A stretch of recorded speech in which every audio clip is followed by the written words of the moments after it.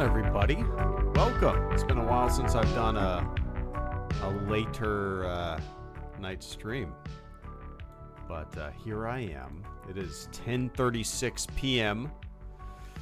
here in Northeast Florida, and I'm going to be hanging out with you guys for about an hour. I got home from the gym around like 9:30. Me and my wife watched an episode of The Studio, and here I am. So I'm super tired, but I felt like I could hop on here and shoot the shit with you guys for a little bit, because it's been a while before I played a little Battlefield 6. So if you're not familiar, there's and I need you guys to maybe talk some sense into me. Maybe I'm letting my hopes and wishes and dreams cloud my my ability to reason. But there's a rumor going around, and there's some evidence, and a lot of people that I respect who typically don't peddle in the bullshit. They're kind of on board with this quote-unquote leak and rumor that we will be getting the unaltered version of the original trilogy for the 50th anniversary in 2027. If you're not familiar, some clips were uploaded, some screenshots were leaked of restored 6K resolution scan of an original camera negative of the film. And some clips leaked from that. They look absolutely gorgeous. You know, as somebody who loves Harmy's Despecialized Edition and 4K 77, it's really cool to see this. I mean, everything that I've seen looks very legit. And if it's not legit, then somebody put a lot of effort into duping everyone. Even like a little bit of legal jargon in between each clip. If you haven't seen it, I can't really show it here just because, you know, I don't know if I show some quote-unquote leaked shit on here, will it get taken down? I'm not in the business of doing that, right? But I never, like, report. You guys know this about me. I never report on quote-unquote leaks because they never end up being true 99% of the time, right? Or rumors, same reasoning. But I waited a few days after I saw this come out, and I read some stuff and some people's posts and some news articles, and I kind of went down a rabbit hole of, originaltrilogy.com forums, and I found it really interesting. And, you know, we've had a lot of unaltered original trilogy rumors over the years. I was looking at my videos, over the past 15 years of this channel's existence. The channel was born in 2011, so it's almost 15 years now, which is crazy. But I was kind of going through my back catalog and just searching for like videos titled rumors or unaltered original trilogy coming out and all this shit. And there, you know, I've made videos in the past. The last one was 8 years ago, where I made a video about a rumor that we were getting the unaltered trilogy 8 years ago. Obviously, it fizzled out to nothing, and then a couple days after I uploaded that video, I said, I'm done with unaltered original trilogy rumors. I'm done with them. And that was 8 years ago. And from what I remember, the reasoning for that rumor back in the day was nowhere near as significant as the rumor that kind of popped off and that I've been looking at over the past few days. But I don't know, man. What do you guys think? I don't know if you guys have looked into it. I don't know. Again, like I said in my video earlier today, it's kind of like when somebody wants and wishes something to be true. You know, they find every piece of little evidence or quote-unquote evidence that comes across their way. They reinforce their belief with it, even though it might be bullshit. You know, the example that I gave in my video was like UFO Twitter, basically, right? Every little video that they think is is a UFO, despite it being maybe a lantern or just a satellite. You know, me and my daughter go on our trampoline in the backyard all the time at night, and we just look up after we've jumped for like 15 minutes. We just look up and we count satellites. They're everywhere, man. And I can't tell you how many videos I've seen of people videoing satellites, and I'm like, that's a goddamn satellite. So, you know, you see something and you hope it's true, you want it to be true, and it's kind of how I'm pulling in the reins of my excitement being too high is looking at it through that lens and being like, of course I want this to be true. I'm not going to jump to conclusions that it is true. But yeah. Anyway, welcome, guys. Pipeline, Braxton. Fat Man, what's up, man? Far Clark. Fallout Manzine. Man Eyes. Geo Blitzy. Siberian Productions. Almendraman.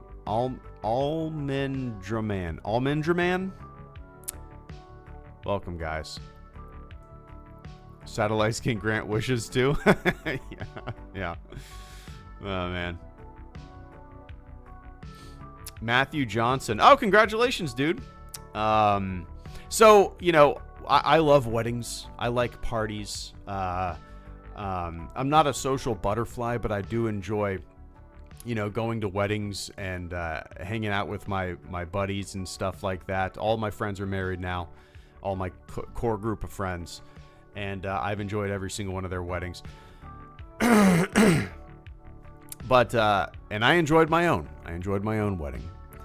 But if I had to do it all over again, I think we would have had a smaller wedding and done a bigger honeymoon.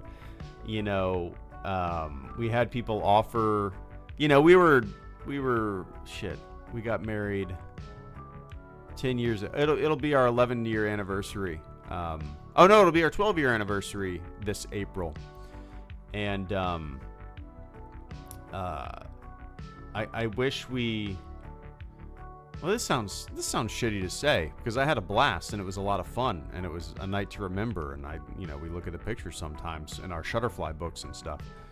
But, you know, being a 39-year-old guy now, I look back and I'm like, man, we had family members offer us, you know, cash instead of paying for a wedding. And like,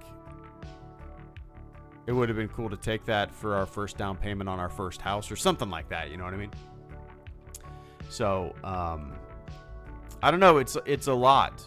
Do your part. I in all honesty, I probably didn't pull my weight when it came to planning the wedding like my wife did. I probably could have been a little more helpful in the scheduling department or just the day-to-day simple stuff, you know, just to take some weight off of her back, because obviously it was. I'm sure it was stressful for her to kind of coordinate everything, and that's why you get a wedding planner for sure. Absolutely get a wedding planner, 100%. They just streamline everything and make things more digestible for you, so you don't have to worry about anything on the day, right? That's probably my biggest suggestion if you're going to do a wedding at all. But congratulations, man. Travel. Have a good honeymoon. Wait to have kids. Enjoy the two of you together. That's another thing. Me and my wife, we got married. Me and my wife were together for 7 years before we got married. And we did a lot of traveling, a lot of road trips. You know, went to London, did a big out west trip. We went all over the place, and it was great. And then we got married after 7 years, and we waited to have a kid until 4 years into the marriage, and we basically spent like 11 years together before we even had a kid. So just enjoy the two of you before you jump off that diving board, right? But anyway, that's just my advice. You don't listen to it. Do listen to it. Everybody's going to tell you something different, you know, which is fine.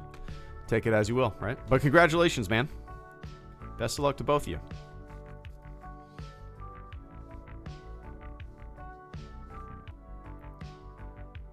Yeah, it's probably the smart way, uniqueness.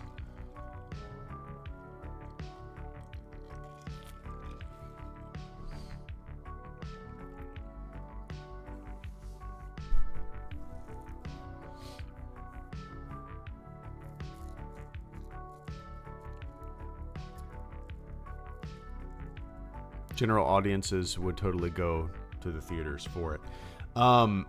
Yeah, I think so. You know, I went and saw the anniversary theatrical release of Apollo 13 with my dad, like last month. And I was so excited for it. And, you know, the two of us were in the theater and we were the only ones in the theater. And then like 3 other people walked in. And it was just basically 5 people in a giant IMAX movie theater to see the anniversary edition of Apollo 13. And it bummed me out. Like it's severe because it's one of my favorite. It's in my top 5 movies of all time. And it just bummed me out that people didn't want to go see the 30th anniversary of Apollo 13 on IMAX. And it was just 5 people in this giant goddamn theater. And I don't think that would be the case with the theatrical run of A New Hope. I believe that, and again, maybe this is my own bias and love and for the franchise or for that movie in particular. But I feel like the theater would be packed. I could be completely wrong, but yeah.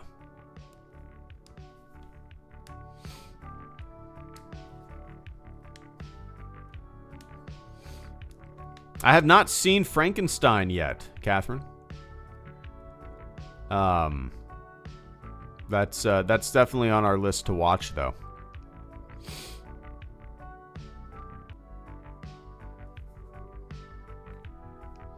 Trying to think the last movies that we watched were Beetlejuice and Edward Scissorhands, just because of Halloween. But we haven't really watched since then. Since Halloween, we haven't watched a movie. I don't think. Trying to think. If we did, it wasn't very memorable. We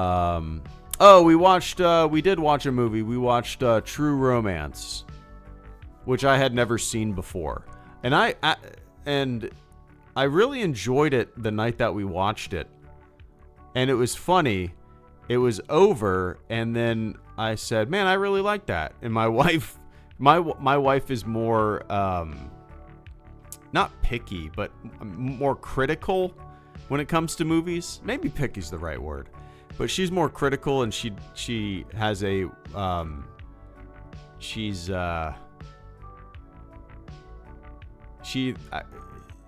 was like, I'm gonna forget about it tomorrow, and I was like, oh shit, I liked it a lot more than you. I didn't really expect that. I thought you would like it on par with me, and then I completely forgot we watched it. So I guess she's right. Yeah.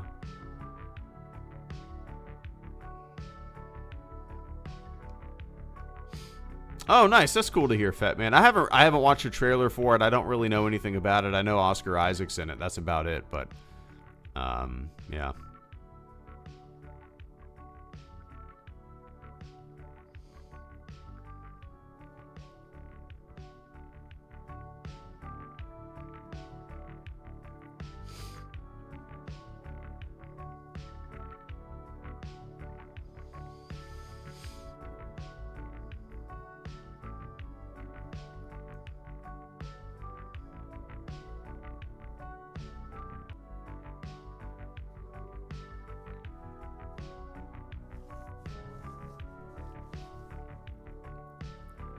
Fat Man says, I just hope people, especially the younger generation, will understand the importance of these versions of the original trilogy being put in theaters if true. You know, I would like to think that would be the case, but I have to look, like us, me and you guys in the chat, we are a group of people who pay attention to these things. We know that there's changes to the original trilogy. We know that there's multiple versions. Every version ever released has had changes, right? And I don't think if you asked the general movie-going public, I don't think they would know that. I don't think you would just talk to the average person on the street or the average person that might go see it in the theater. I don't know if they know that. I think, that's been my experience, at least. We are all diehard. A New Hope is my favorite Star Wars movie. If it was the only Star Wars movie and nothing came after it, I would, on all honesty, I would be just as big of a Star Wars fan. That is my movie. That is my Star Wars movie. That it could be all or nothing, and that is it for me. I love a lot of other stuff, but that is just the bread and butter Star Wars for me. So as somebody who knows and pays attention to a lot of this stuff and has been making videos about it for almost 15 years now, you kind of you realize that you live in a little bit of a bubble when it comes to the knowledge of even the special editions, the unaltered, the Blu-rays, the McClunky, right? Most people don't know these things. So I don't know if they would realize the significance of an unaltered theatrical release if they weren't already steeped in this world. Does that make sense? Well, yeah.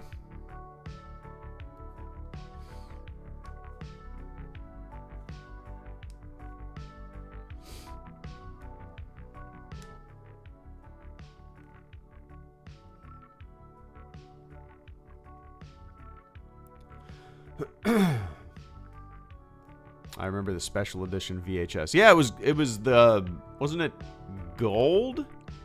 Wasn't it a gold box set? Is that what I'm thinking of?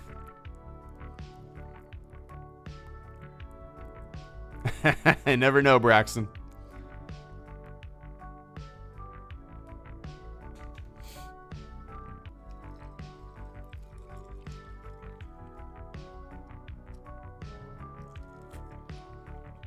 Do you think George gave his approval? Hayden. I mean, we don't even know if it's true or not, right? So who knows? I would love to. If it is coming out, and they're working on it, and they're restoring it, and it's coming out for the 50th.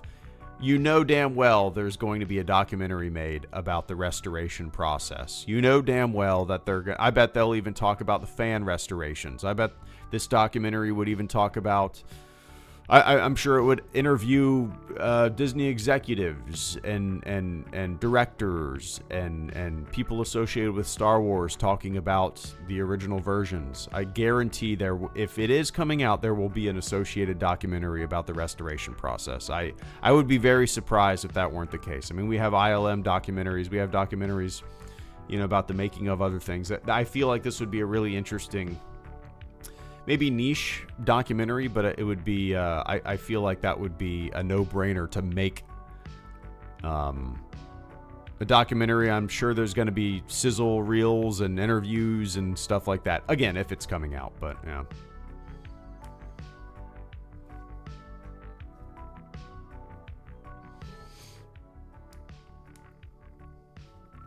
Nice, that's cool, Levi.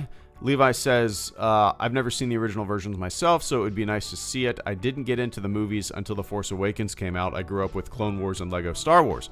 I always love hearing that, man, because, I've heard that a lot on this channel. People's, first entry point to Star Wars was Lego. Like, that, I never really thought about it. It makes complete sense, though, but I've talked to numerous people in these live streams where they've said, yeah, my first introduction to Star Wars was Lego Star Wars. And I was like, that's kind of cool. That's what's neat about, there's so many entry points to this franchise. My daughter's first entry point to the Star Wars franchise was Skeleton Crew. And, it's just a different world, and when I was growing up, the only things we had were the original trilogy. I was born in 86. And now there's just so much stuff. Like a 2-year-old, a 3-year-old could watch, what's that called? Jedi Adventures? Is that what that little kid show is called? And that could be their first entry point, which would be weird. What was your first Star Wars show? Jedi Adventures? It's just interesting. I don't know.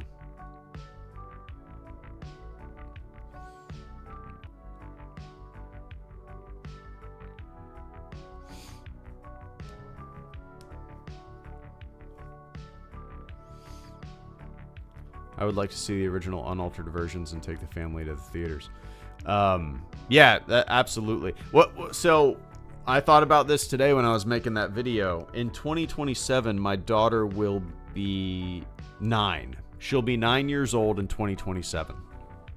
And I think, and she's never watched A New Hope, and I just think it would be the perfect age to, if it does release, I mean, either way, they're releasing A New Hope in the theater. We don't know what version. At the moment, I'm assuming it's the McClunky version, just because that's the newest version. That's what they've promoted. That's not what they've promoted for the theatrical release, but that's kind of that's what's on Disney Plus, right? That's the most modern version of Star Wars. So at the moment, until these rumors turn out to be true and there's an official announcement, I'm assuming it's the McClunky version.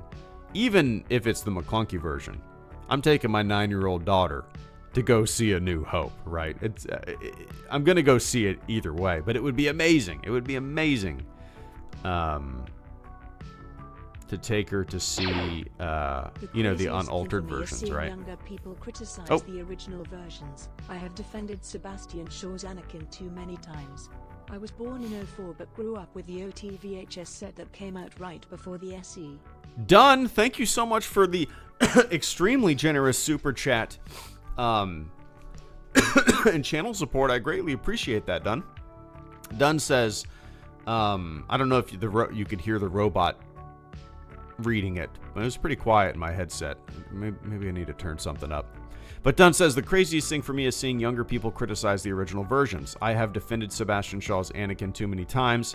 I was born in 2004, but grew up with the OT VHS set that came out right before the special editions. Yep, I have that exact box set. It's sitting behind me on a shelf. Yeah, it is interesting. Like, I've talked about this on the channel for 15 years, right? It's what started this channel. I've been talking about wanting the unaltered versions in a modern viewing format for almost 2 decades on the internet, right?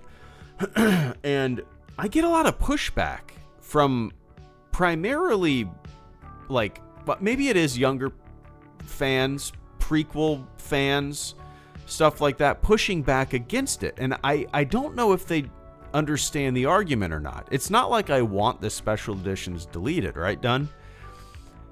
I just want the option to watch, like, the Star Wars that the world was introduced to. Like, the versions that won all of the Academy Awards for special effects and stuff like that, it was not the special edition versions that won those awards. It was the 1977 theatrical release that won all of those awards, right? Like, it's a different film. And people are like, who gives it, like, shit? Shut up.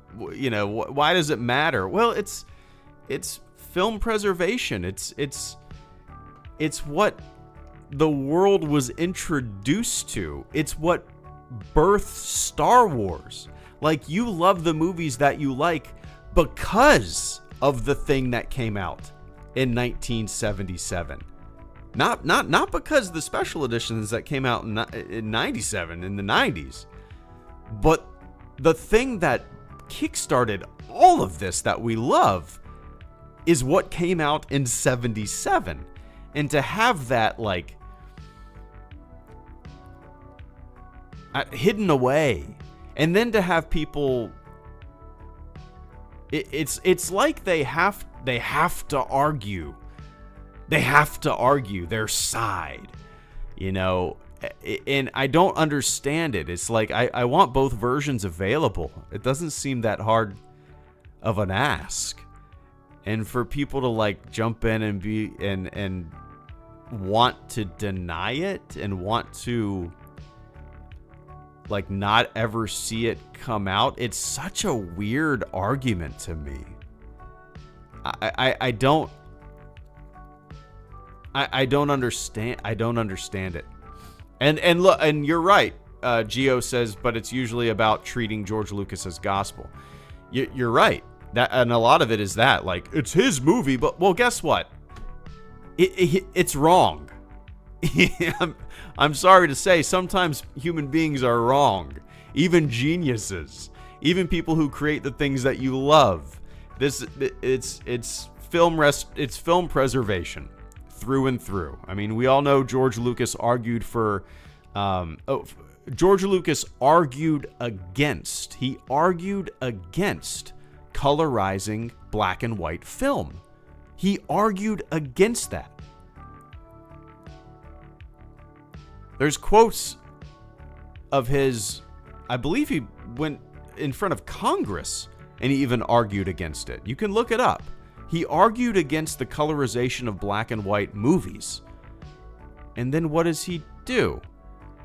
He changes all of his movies and doesn't allow the original versions of his movies to be out there. Like, it's just, I don't know, it's just super hypocritical. People can be wrong. You don't have to defend everybody that you like or tooth and nail. People are fallible.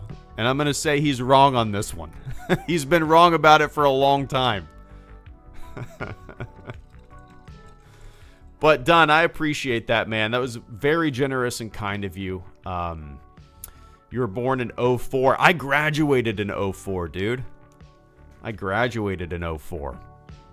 But yeah, I pretty much grew up with the versions of Star Wars that I remember watching the most were the 95 VHS box set. That was the version I remember watching the most. You know, it has the quote on the back from George Lucas talking about how, you know, basically this is the the last time you'll see this or whatnot. And those are, again, sitting on my back shelf in my office right behind my computer desk. And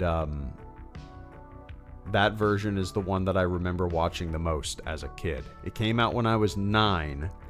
I know I had like the CBS VHS copies, but the ones that I remember popping in the most were that original trilogy box set.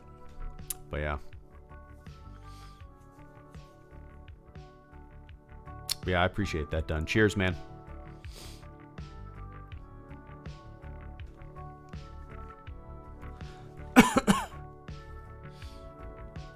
Yeah, and I, again, Dunn, well, yeah, to bring it back to it, I love Sebastian Shaw's Anakin as well. You got, like, it's not an either or. I just want the version available. Like, you when you watch the Blade Runner Blu-ray, like, I have the Blade Runner box set, right? Multiple Blu-rays in that box set. There's 5 different versions of Blade Runner in that box set. 5. Director's cut, theatrical cut. I don't even know what other cuts. But there's 5 different cuts of that movie in there. I want the option to watch it. Like, I don't understand why people argue against that. It's so silly. And it's not even, like, really... I don't think people realize that when these movies came out, Hayden Christensen was not even a thought. Hayden Christensen to Anakin was never a thought. Like, I don't understand. I think they think it was just like already created. You know what I mean? And like, I don't know how to explain it. That's what they worked with. Sebastian Shaw as Anakin at the end of Return of the Jedi. That was him. They took his mask off and we saw him, and then we saw his Force ghost, and that was it. And then, you know, years and years later, these other movies get made, and then they retroactively change the originals, and it's like, that was never in the cards. Like, I don't know. I think people's sense of what Star Wars was in the past is very warped by what they love, if that makes sense.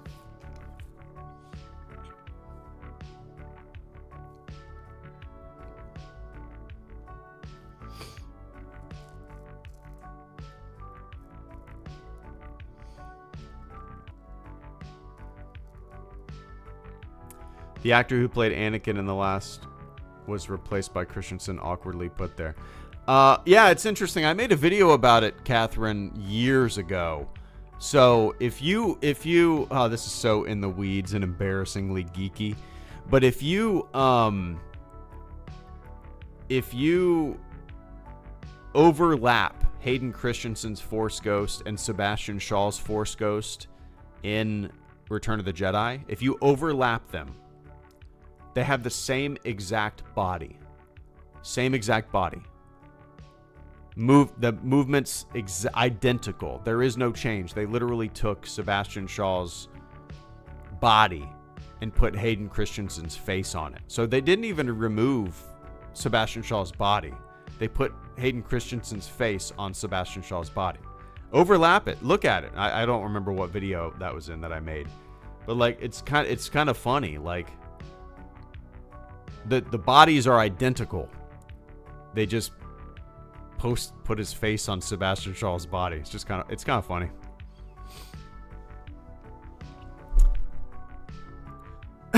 Oh yeah, of course. Oh, I agree.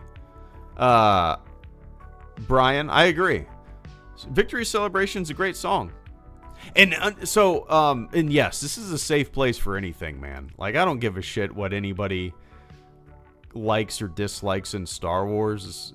Trust me, if you're new around here, we talk about anything and everything, and everyone's welcome. Yeah, Victory Celebration is great.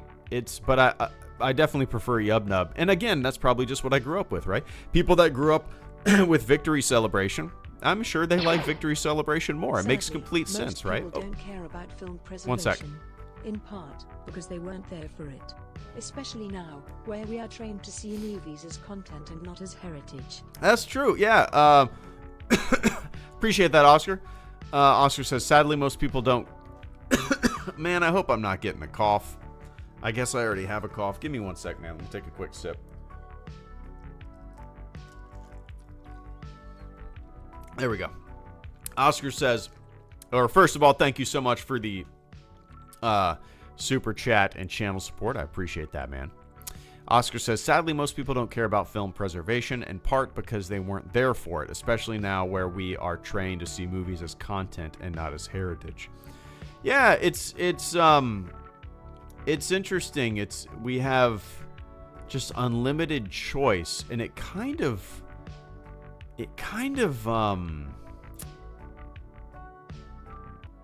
cheapens like the movie magic in a way. Like, when's the last time you saw? There's some directors that you like, Oppenheimer, right? We saw that's an event. That is art. That's what I want to see. I'm going to the IMAX theater to see Oppenheimer or a Tarantino movie. But like, just flipping through Netflix or Apple or whatnot, like, there's so many choices that it almost cheapens the art of filmmaking, where it's like a movie will come out on Netflix and people talk about it for a day or two, and then it just disappears and it never is thought of again. It's just a different world. I'm not saying it's bad. I'm not saying it's good. It's just a very different world. Even movies that come out in the theater, what would have been a blockbuster, 20 years ago, just kind of pops up and fizzles out. I mean, there's these giant movies that come out, and I never hear anybody talk about them. And every time I go to the goddamn movie theater to see anything, it's a ghost town. And maybe that's just because I go to the movies during the day if we go. But like, it's a ghost town. So it's just a different world, Oscar, Like, what's the last, like, when I went and saw movies as a kid, or even just watched movies as a kid at home, I formed these super deep connections that stayed with me to this day. Even movies like Men in Black. And I'm sure, and I'm sure kids have that same, I would like to think they still have that same, like, deep association with the movies that they watch. But the guys that I work with that are younger, I'm 39, and I work with a lot of younger dudes. 20-year-olds that are getting hired on the job, 21-year-olds that are getting hired on the job, and they don't like watching movies. It's and it sounds cliche and old guy dumb shit, but they prefer watching 30-second clips of shit on their phone. And even me saying that just sounds like an old asshole, right? It's just a different world. But it's the truth. Like, I've even been told they don't really watch movies. And I'm like, I mean, that's to me, that's, again, it's just a different world. To me, that's very strange. I grew up watching movies and loving them and stuff like that. And to think of a world where to think of growing up in a world where you just watch YouTubers do challenges or 30-second clips on Bleep Blorp on your phone,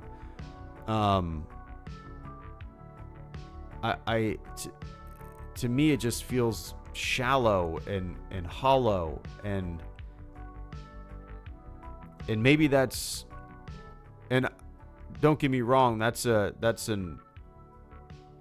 idiot statement. That's a back in my day kind of dumbass statement, but it feels shallow and there's no depth to it, and it's I don't know. It's weird. It's a different world, man. I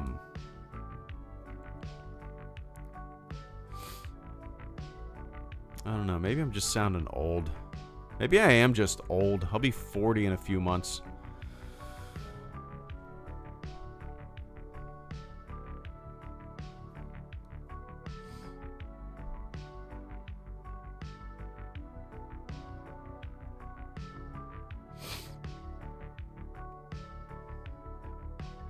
Yeah, I think I'm just old.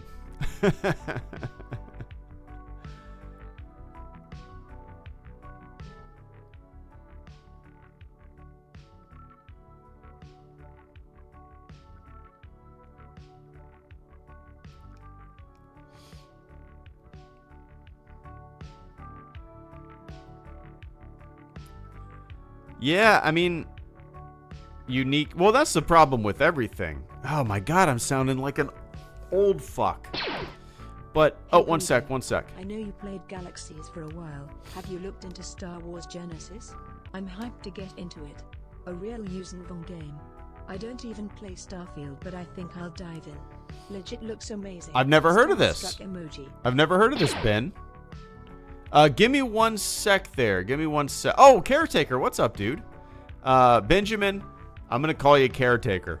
See if I remember that next time you pop up. And Oscar, give me one sec, guys. But Uniqueness said, I feel like movie theaters themselves, or at least corporate movie theaters like Regal, are part of the blame for this.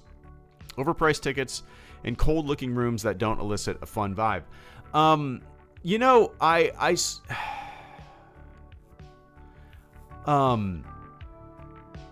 you know, everything's expensive. I don't mind paying like $12-15 for a movie ticket. It's an event. We don't go very often, and even if they were cheaper, we wouldn't go any more often, to tell you the truth, just because life. But I do like. There's a movie theater near us, and it might as well be a McDonald's. Like, everything looks like a 2025 McDonald's. You know, everything is beige, and everything is square, and everything is just like, as you said, very corporate, and everything is it's like the equivalent of the cool bar, right? Oh, it has Edison bulbs. Everything is made out of pipes, and it kind of has like a steampunk look.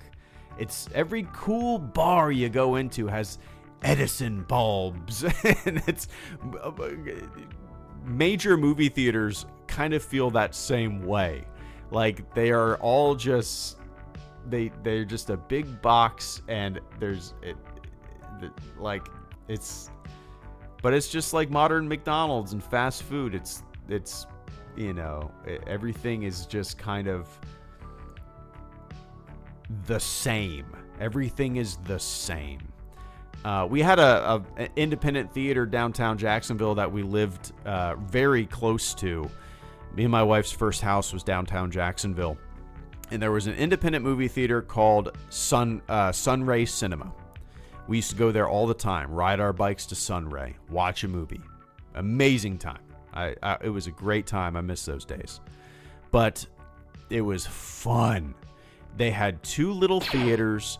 They had pizza and pitchers of beer. And they had all sorts of eclectic shit all over the walls. And, they had fun movie posters. And they had like a giant paper mache tree inside, and it was just eclectic as hell and fun. And then it closed down. So we got nothing like that in the city of Jacksonville anymore. It was a piece of the city that I loved going to, and seeing movies there was just a joy. It wasn't as big and grand and as a enormous, 20 theater box in a shopping center, but it was my goddamn local theater, and it was incredible, and it had heart, right? But yeah, anyway. Benjamin B. Caretaker, Oscar, and Braxton, I appreciate the support this evening, guys. Benjamin says, hey Greedo, I know you played Galaxies for a while, my all-time favorite Star Wars game. I sure did. Have you looked into Star Wars Genesis? I'm hyped to get into it. A real Yuzong Vong game. I don't even play Starfield, but I think I'll dive in. Legit looks amazing. I've never heard of this, Ben. Star Wars Genesis. Star Wars Genesis. Star Wars Genesis refers to a large-scale, fan-made mod for the game Starfield that transforms it into a Star Wars RPG. It's a total conversion that replaces the original game's content with a new story, locations, characters, and gameplay mechanics set roughly 10 years after Revenge of the Sith. No shit. The mod is free to download and has received acclaim for its ambition and comprehensive overhaul of the base game. Wow, I have not heard of this before, Ben.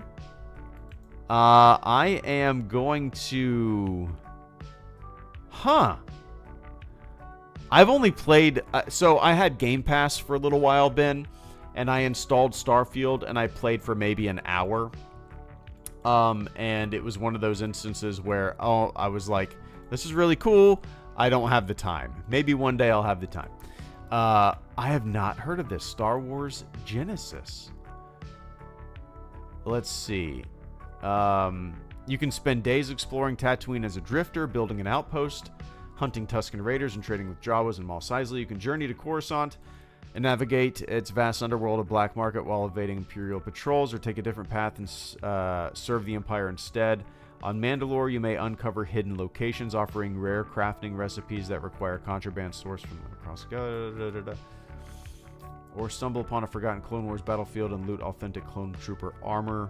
You're free to wander the galaxy and take on both the Empire and the Rebellion while contending with criminal syndicates like the Pikes, Hutt Cart... Man, this is very extensive. I mean, this is all... I'm reading this, and I haven't seen any footage, and obviously I haven't played it, but... This sounds amazing, Ben. Thank you so much for bringing this to my attention. Unique main story quest line, unique rebellion quest line, unique standalone quests. 40,000 converted voice lines, notable locations and planets, force powers, iconic ships and vehicles. 300 plus repeatable sandbox missions, third-person animated NPC schedules and custom bosses and dungeons, rare encounters. This sounds amazing, man.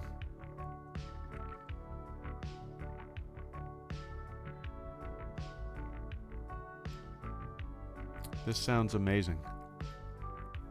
A long time ago in a galaxy further, these modders came together and transformed Starfield and what into what it is today. With their efforts, the ultimate Star Wars RPG was possible, a style of game we haven't seen since the early 2000s. Huh, okay, alright. Is it out yet? New install. Steam version of no Game Pass. Oh, so you have to have the Steam version. Okay, Shattered Space expansion. This is you have to have the Shattered Space expansion, paid DLC as well. Okay. This sounds amazing, Ben.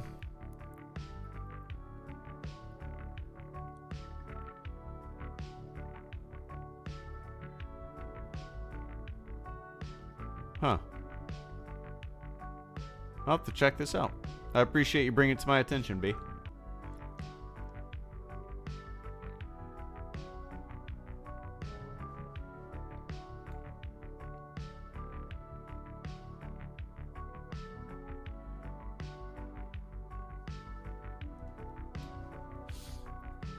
Yeah, I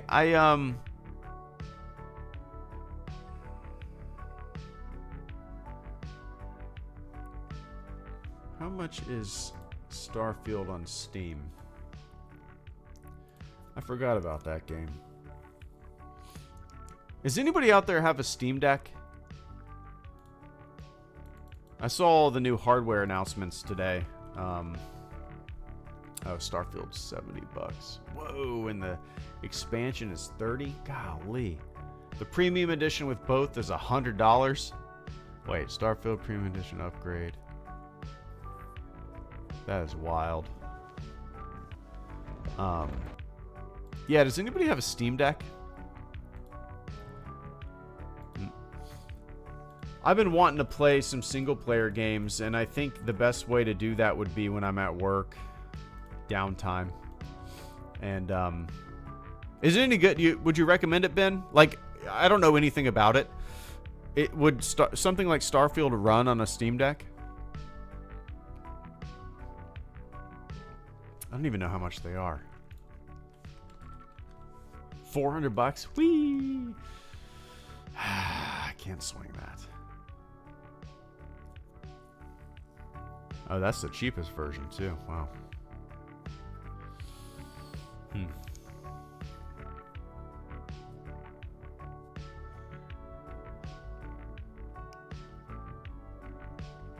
I thought about like looking at gaming laptops, but I've even tried to bring my Nintendo Switch to the station, and I just end up not playing it. Like, so I'm worried that if I got a Steam Deck, I really wouldn't put it to use. You know, we hang out at the station, we bullshit, we laugh, we joke around. You know, in between going on calls, and it's a big hang, and I don't know if I don't know if I would get it, and then I wouldn't play, you know.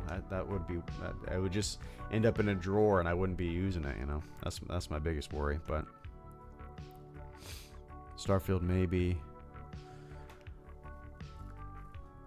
Oh yeah, true. Harder to mod on a Steam Deck, but it's amazing for traveling. I played Baldur's Gate 3 on it. Okay, anyone here about the new?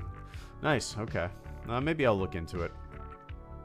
I know my buddy has one. Maybe I'll borrow his and see if it's something I'd want. But anyway, Ben, I appreciate that. I am going to keep this tab open and do a little more research and check it out for sure.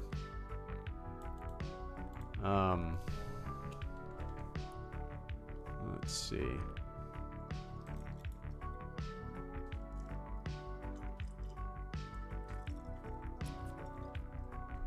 Yeah, I appreciate that, man.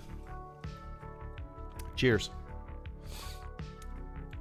And Caretaker. I appreciate that as well. Caretaker says, I listened to the new vid while looking at my X-Files poster. The brain says Scully while the heart says Mulder. Yeah, I get it, man. I get it. I completely get it. Yeah. I am... You could probably tell in my video that I do that with a lot of things, Caretaker, where I'm like, man, I don't, just stories that come out, anything like that in the news or I don't know. And a good example is the rumor machine in the Star Wars world, right? I look at things so skeptically, and I question my own reasoning based off of my own biases so hard that most of the time I have a hard time forming an opinion on something because I guess you could call it wishy-washy, but like I constantly question my own ability to reason based off of where I land on certain issues, on certain rumors. Do you know what I mean? I mean, this is the best black and white example. Oh, a new rumor is coming out. A new rumor is out about the original unaltered versions coming out. Obviously, I want that. Therefore, I have to rein my excitement in and eliminate any like overhype that clouds my reasoning. You know, but yeah, I completely understand that, right? I completely understand it. The heart says Mulder, the brain says Scully. That is a wonderful way to put it. Great show, by the way. I grew up watching it. I probably haven't seen a damn episode in shit. I remember watching it the last time I watched it. Whew, man. The last time I watched it, I might have lived in Georgia, which was, we moved out of Georgia when I was 12. I'm 39 now. So no joke, Caretaker. The last time I might have watched X-Files was when I was 12 years old. That's the last memory I have watching it. Like, I have a vivid memory of watching an episode around that time. Where there was was there like a black substance, like a black goo substance episode? That's like the last memory I have of what. I gotta look this up. X-Files black goo episode. Oh my god. Black goo or black oil, an alien parasite is a central element. That had to be it. Yeah, 1000%. This is it. I haven't thought, holy fucking shit, Caretaker. I haven't thought about this stuff since I was 12. And I'm looking at these pictures of this episode. When did this episode come out? Let's see.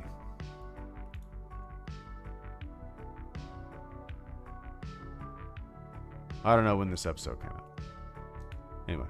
But I haven't thought about this episode in that long. And I'm looking at these screenshots, and it's bringing back memories. That is insane. Holy hell, man.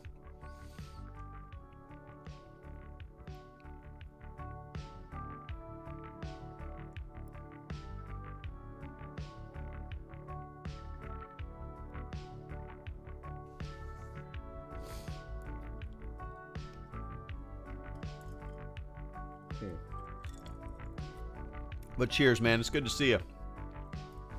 And Oscar, thank you so much for the super chat and channel support as well. Oscar says, the only time I've seen movie theaters filled is when the movie's tied to a brand. Original movies, ? Sometimes I'm the only one there, but it's nice. Yeah, I can't remember the last time I saw a movie like a big... well, we saw Superman. We saw Superman in the theater, but... It had already been out for like a few weeks, and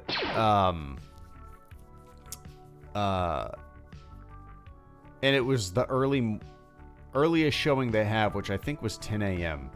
And it was only me and my wife in the theater, and then one other person walked in. One other dude walked into the theater, and guess where he sat? Directly behind us. I mean, these are assigned seats, right? You buy a ticket and your seats, you assign your seat. and he had a good seat. He's right in the middle, But like, I just, somebody walks in. It's just the two of you. Somebody walks in and they sit directly behind you, and it's just the three of you in the theater. Like you're like this. It feels weird. Just one person right behind you. Three of us watching Superman, and you sit right behind me. But yeah, I have not been into a packed movie theater in forever. And again, it's probably, well, the movies that have people in them that we go to are kids movies. Like we went and Wicked. When we saw Wicked, there was quite a bit of people in there. When we saw, me and my daughter went and saw How to Train Your Dragon, the live action one, and there was quite a bit of people in there too. So like, the movies that I notice a lot of people in are kids movies. For kids, whenever me and my wife go to see a movie, it's always the earliest showing. Like, my wife doesn't typically work on Fridays, so and if I have a Friday off, sometimes we'll go see a movie and we go to the earliest showing possible, which I'm sure kills any crowd. So we just don't, maybe we just go on off times, but yeah.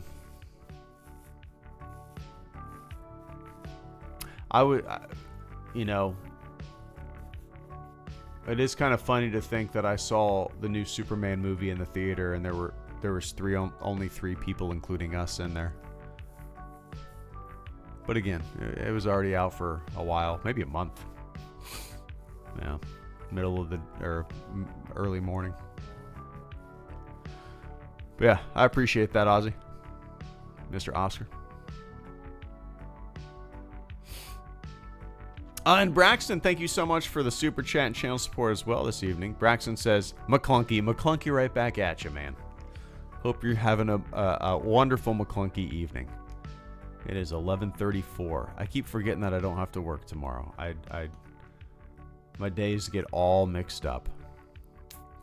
But cheers, buddy. I appreciate that, Braxton. McClunky right back at you. I did the same thing. Catlit music. They said back in the day I made my PC a media server where I could watch the movies on it using my PS3. I did the same exact thing on my PS3. I actually still do that, but I use Plex. So everything that I have on my PC can stream to my Plex account, which I'm logged into on all of our TVs. So like if I got movies and, shows downloaded and stuff like that, I just stream it through Plex.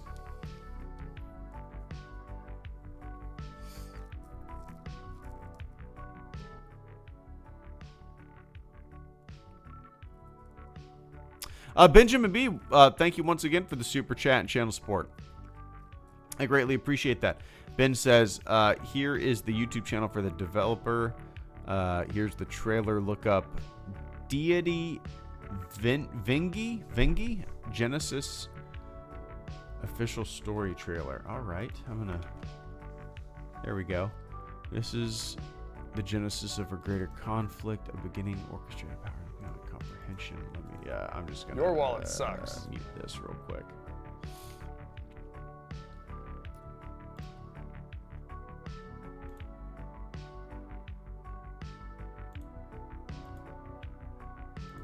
Was that the Apollo command module? Oh no.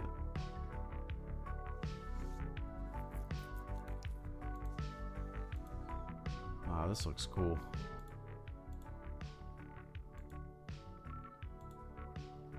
I'm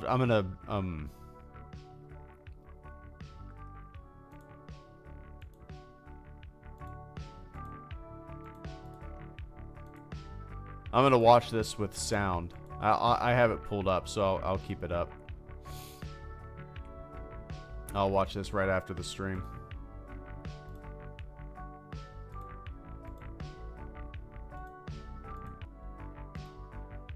Huh.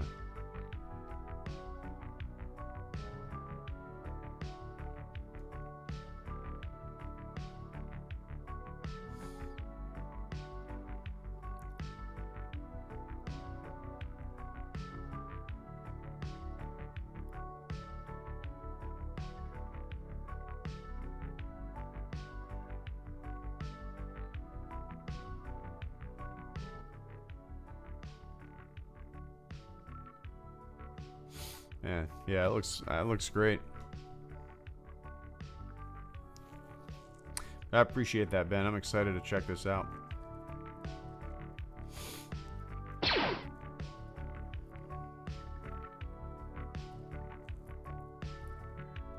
What's up, Tahuroa? How you doing? Is it warming up? Good afternoon from the bottom of the planet there. Or the top. Everything's relative. Who's to say you're the bottom? Who's to say you're at the bottom of the planet? There's no up or down or left and right in space. Right? I guess there is a left and a right. Relative to your position. Well, I don't know. Start a campaign to flip the maps. It's all bullshit. You think it's the bottom of the planet because you've been programmed to think it's the bottom of the planet, dude. How's it going, man? Good to see you. Good afternoon to you as well. It is 1138 p.m. here in Florida. 1138. Everybody looks at the clock and sometimes it's 11:11. When I look at the clock, it's 1138.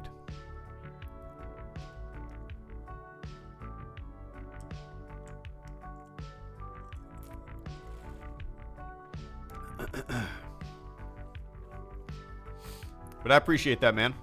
Hope you're doing well.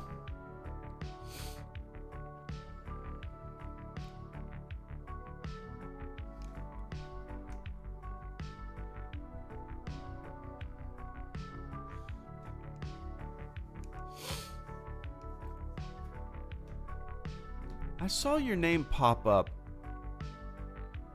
today, Tahuroa. What did you comment on a video or on Instagram or something? Where did I see your name pop up?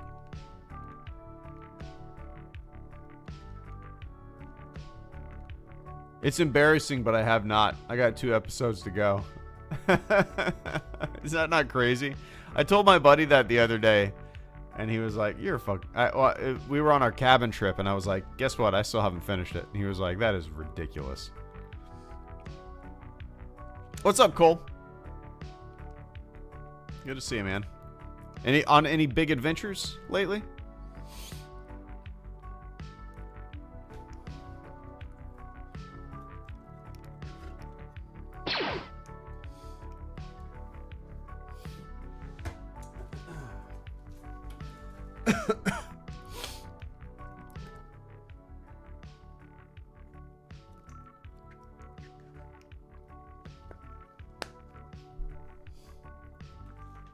Oh, where did that super chat go? I was looking away and I heard the notification, and then I looked at my monitor and I saw it for a split second and it just went away. Did somebody super chat and it glitched out or something?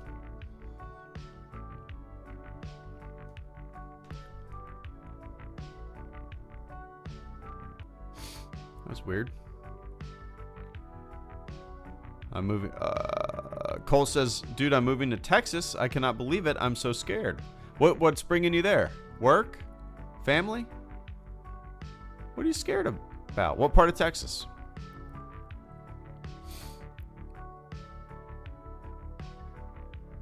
I mean, you've been all around, man. What I've found going all around is that most places are the same. Most people are the same. Most people are nice. You know.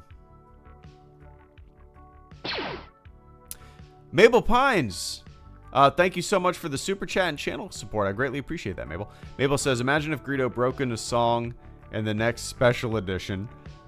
Hello, My Baby by Michigan J. Frog. Is that the frog's name? Hello, my baby. Hello, my darling. Hello, my something something. Hello, my baby. Frog. Is that the song's name? Or I mean the frog's name? For real? Michigan J. Frog. I never knew that. Let's see the lyrics. Lyrics. Hello, my baby. Hello, my honey. Hello, my ragtime gal. Send me a kiss by wire. Baby, my heart's on fire. If you refuse me, honey, you'll lose me, then you'll be left alone. Telephone and tell me. I never knew this frog's name. Is that the new McClunky version? Michigan J. Frog sings Hello My Baby. Somebody's gonna Sora that. Somebody's gonna AI Sora that. I had no idea. Oh, you had to correct for grammar. Did you delete your... Okay, was that what I saw? Gotcha. Somebody will make that. Somebody... Oh, was it in Spaceballs? I don't remember that. It's been a while since I've seen that.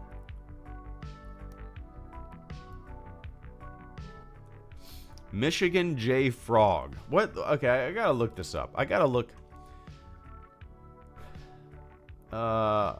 Golden Looney Tunes. Man, I grew up watching the hell out of Looney Tunes. Let's see. I want to know where this name came from.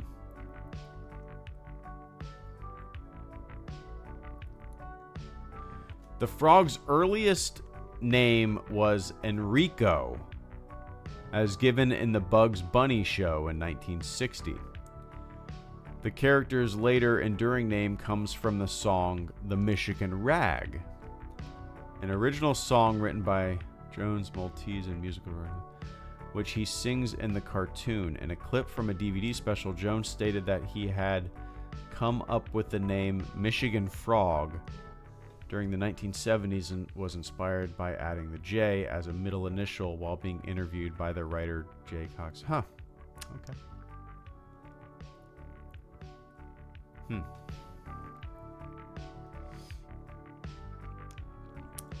Please do. Oh, the Sora AI thing. Somebody will do it. I'm blown away by that shit, and it majorly weirds me out. I work with some guys at the station who have the Sora app, and I was watching them use it. They literally, I'm sure you guys are way more familiar with it than I am, but they literally, and if you're not, this blew my mind. They scanned a couple guys' faces a few seconds, like had them look up, look down, look left and right. Then their phone, their Sora app, whatever, boom, they got their face. Then they had them say like just a few words or numbers and stuff like that, and then boom, it got a pretty good recognition of their voice. And they're literally typing in like, so-and-so is sleeping at a fire station in their bed, an alarm goes off, they get out of bed, throw the radio across the room and yell, "I'm not fucking going anywhere." And then, boom, in about a minute, this AI app renders a perfectly realistic version of a guy that I know doing this. And it blew my mind. Like, it completely blew my... It made me feel weird. It was like... I didn't like it. I mean, it was funny. It was funny to see these guys that I know and I basically live with do this stuff. But it's too weird. And I don't like it. But we can't ever rein it back. It's the world that we live in. So what do? I don't know. Just complain about it forever? I don't know. It's the future. I don't know. We'll have to adapt. We'll have to get good at detecting bullshit, which nobody is, right? Already. I don't know. I don't know how to process it. Maybe that's just a sign of me getting old. You know, I'm sure our parents, our grandparents, our great-grandparents saw inventions, saw changes in culture, saw changes in technology and the way of life, and they were felt weird about it too. But this is I mean, you could say this is very different, and it is, but I don't know. I don't know how to. I don't think we all know how to process it yet, and it's coming too fast. But yeah. Anyway.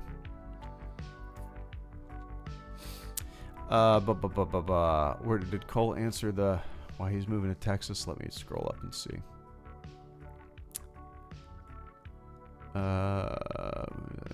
Work. I'm going to be a boat captain on the Gulf. Oh, nice. Does moving to Texas scare you, or being the boat captain scare you? No reason to be scared, man. I've never lived away from the mountains. My wife wants to move to the mountains so bad. She's so sick of Florida. I get it. But we got too much family here, too much help with the kid, established careers, you know. Maybe one day when we retire and the kid's out of the house, I could go get a job at any department in the country. So I wouldn't be, well, I have to start from the bottom of the totem pole. That's one thing. Like, you work for a department. Yeah, I mean, you could work for a department for 20 years. I know a lot of guys who retired from another department or worked for another department for like 10 years and then came to my department. And guess what they have to do? They have to start as a rookie for a year. And they start as a rank firefighter. And that's just how it is. So I would have to lose my position and my pay and my seniority and everything if I went to another department, which, whatever. But, yeah. It wouldn't stop me from moving like the Adirondacks or something. Anyway. Oscar, thank you so much. Tahuroa and Cole. I appreciate it, guys. Oscar says Jedi Rocks kind of sounds like a game show song. It does. It's one of my least favorite changes in the original trilogy.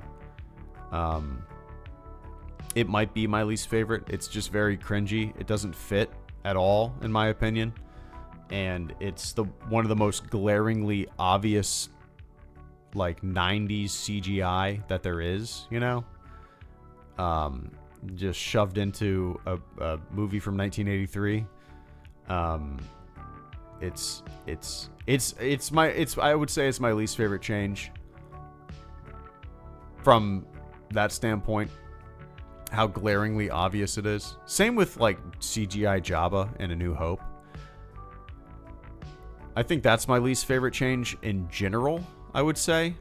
I think that is my least favorite change in general.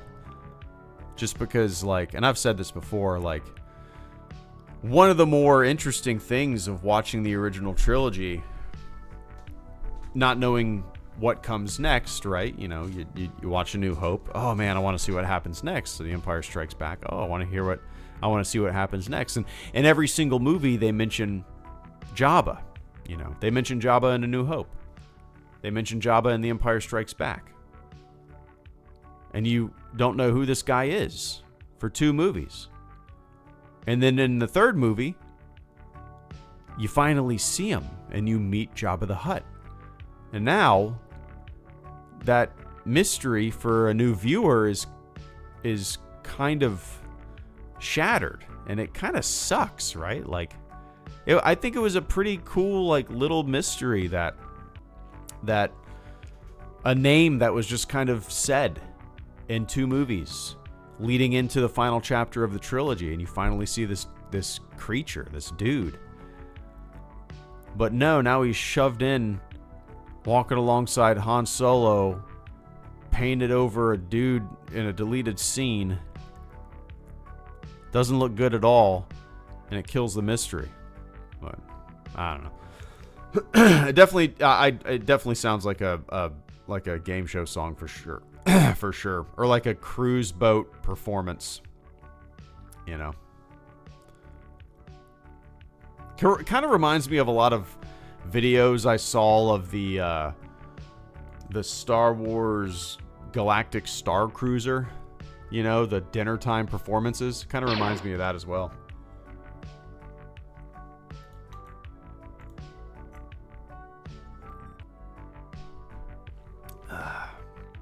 Tahuroa, thank you so much for the channel support as well. Tahuroa says, actually, I think I commented on your... Oh, that's what it was. That is what it was. Tahuroa says, actually, I think I commented on your awesome Slaughterhouse t-shirt from this morning's video, bro. Slaughter Beach Dog. Slaughter Beach Dog t-shirt.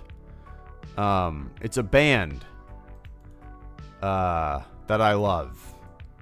I'm not wearing it right now. I forgot I changed to go to the gym when my wife did bedtime. I thought I was wearing it right now. But it's a Slaughter Beach Dog tour shirt. They came to Jacksonville last year? Was it last year? I think it was last year. They're one of my favorite bands of the past decade that I've discovered. I don't know if you're familiar, but the guy who was the lead singer in a band called Modern Baseball started this band called Slaughter Beach Dog, and they're great. They're great. They're really great. Check them out. But yeah, that's what it was. I remember seeing, I like uploaded the video, and then like a couple hours later, I just checked the comments and stuff, and then I was like, I saw you comment about the shirt. I was like, I saw your name today. I can't remember where I saw it, but I appreciate that, man.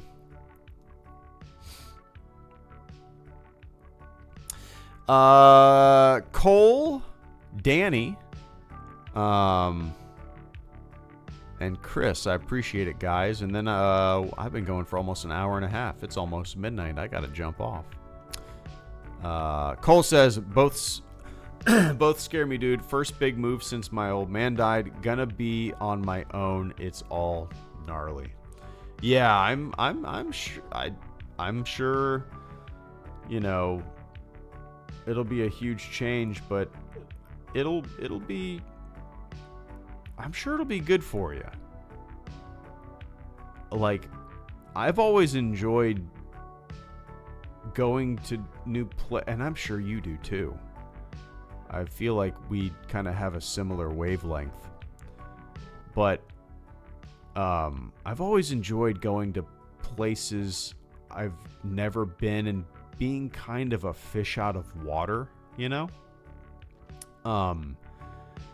And going to places with not not a concrete plan. I know you have a job set up and everything, but I've always enjoyed going to places without like a concrete plan, and being able to ebb and flow in a situation, and going to a place I've never been, and again feeling like a fish out of water. But I'm sure I would be nervous as well. Big change, big move, new life, almost like a little reset. But it's easier said than done, but there's no reason to feel nervous. You always find your footing. Things tend to work out. You meet people, you find your place, and then that place feels like home, right? I hope that's the case, but I've been to Texas a few times. I enjoyed my experience. Been to Corpus Christi. Been to Austin. I enjoyed both. I drove out to Corpus Christi. That was a long drive. I helped my sister move out there. Her husband's a pilot in the Coast Guard. So I helped them move. Drove a U-Haul out to Corpus from Florida. But you'll be all right, man. You'll be all right. I know it's easier said than done, but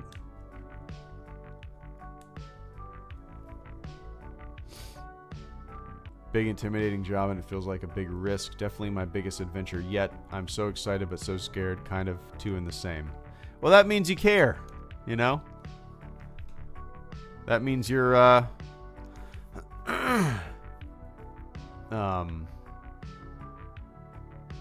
I think that means you're on the right track, man. Like, if I've found that if you're nervous about something, it means you care. If It means you want to do a good job. It means that, you know, you're not a slack ass. And sometimes being nervous about a new experience, you know, can be masked excitement in a way, you know. But you'll be all right, man.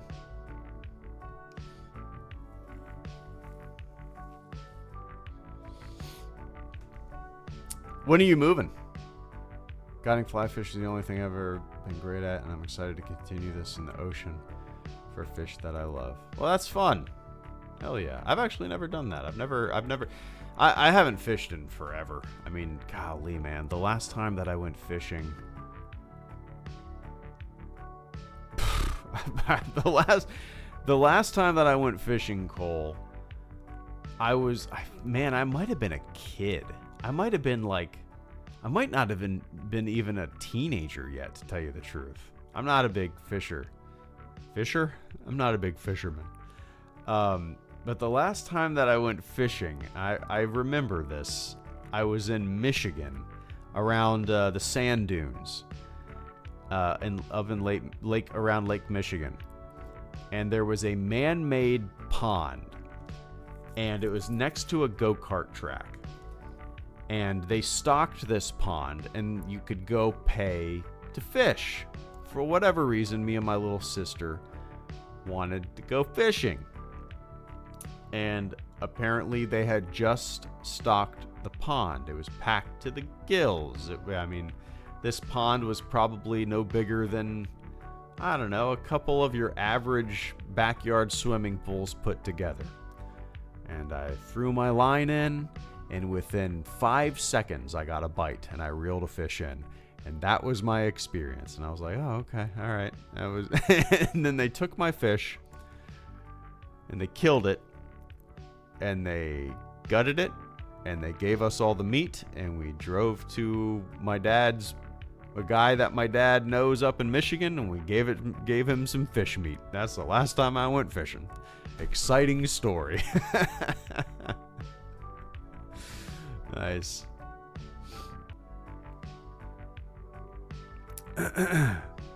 I'm sure it's not that easy there, yeah. It's never that easy. It was a man-made lake that just had dumped fish into it that were probably starving. Looking back, I feel bad for those little guys. Just in a death pond, waiting to be pulled out of their little bath water.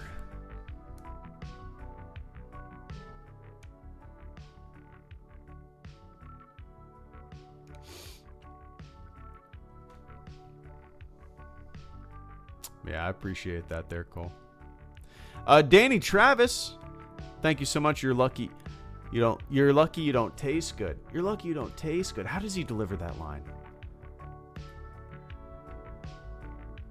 It was just pretty, you're lucky you don't taste good. Is that how he delivers it? How does he deliver that? You're lucky you don't taste very good. Oh yeah, that's the special edition change. I forgot. The original line, and then what is the change? What was the change? What is the change? You're lucky.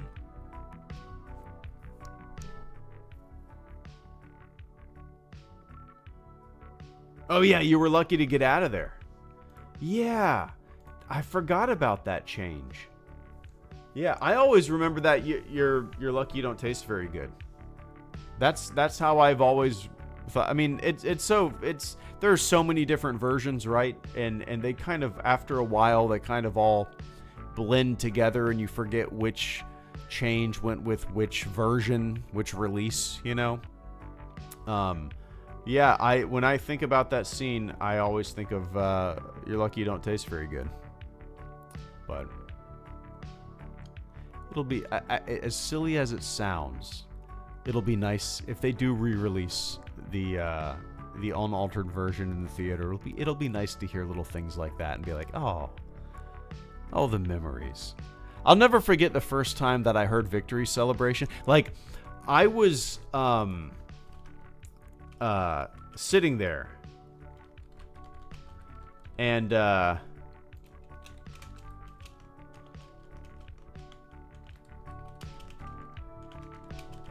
one sec, sorry guys.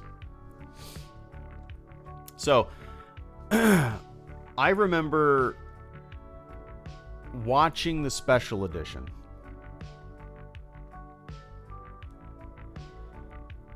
And of Return of the Jedi. And waiting for Yub Nub. I remember waiting and waiting and waiting. And I was like, I thought it was earlier than this. Huh? Maybe it's just maybe I'm misremembering this. Maybe Yub Nub is later. This is weird. This feels different. And then the credits roll, and I was like, "What the fuck?" And it was such a weird. Like, I have a vivid memory of being confused about what I just watched, because I mean, obviously I knew I was watching the special edition, and I knew there were going to be some changes, but like watching that Return of the Jedi for the first time where that had been removed and replaced, it was like me waiting for the thing that I was looking forward to. Well, maybe it's now. Maybe it's coming up. Maybe I'm misremembering this. It was a very strange feeling. Very strange feeling.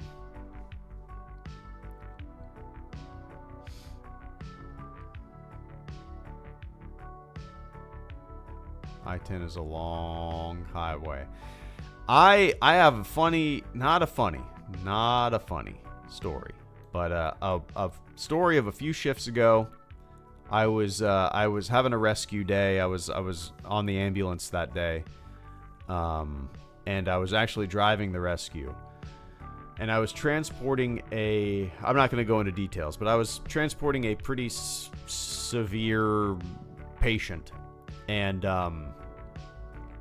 I was maxing out the rescue's speed on the highway, actually on I-10, and the max speed is about 95 to 98 miles an hour. The ambulance's max speed. And I was maxing it out on the highway with a severe patient in the back. And lights and sirens on the highway, going 95, 98, around there. Barreling down the highway. And I see a car coming up in my left side view mirror, and it fucking blows by me. It probably was going 120, 130. And I lay on my air horn. I'm like, what fucking asshole passes an ambulance with its lights and sirens going on, going about 100? Like, I can't go any faster, and B, fuck you. Like, it blew me away. I wanted to, yeah. Like, just a piece of shit. Absolute piece of shit human being. Anyway, enough of that. Chris, thank you so much for the super chat and channel support. I greatly appreciate that. Chris says, hey, HelloGreedo, do you think if they re-release the original versions that they'll release them on physical media? I would think so. Like, I would think that if they're putting all this effort into, restoring and making the original versions come to life, I would like to think that they would do the big three. They would do theatrical release, they would do physical media, and they would do Disney Plus. I would like to think that, it would be up for everything. And I think a lot of people would buy the physical copy. I certainly would buy the physical copy of the original, the official unaltered original trilogy, 100%. And I think a lot of people would as well. Like, obviously, physical media is not as big as it is as it used to be. But if you're looking for a group of people that will 100% buy physical media, the people who want the unaltered versions are 100% the demographic that you're looking for. You know, I can't think of a more sought after piece of physical media that someone would want to own than the cherished and the often sought after and wished for original version of the Star Wars trilogy, you know. So it just seemed to me, it seems like a no-brainer that they would release it in physical media again if it's going to become a thing. I just can't imagine them dropping the ball that much and not releasing it on physical media, you know. But yeah, I mean, we'll see. We don't even know if this shit's real, right? But everybody that I've talked to, everybody that I trust in this Star Wars world, it seems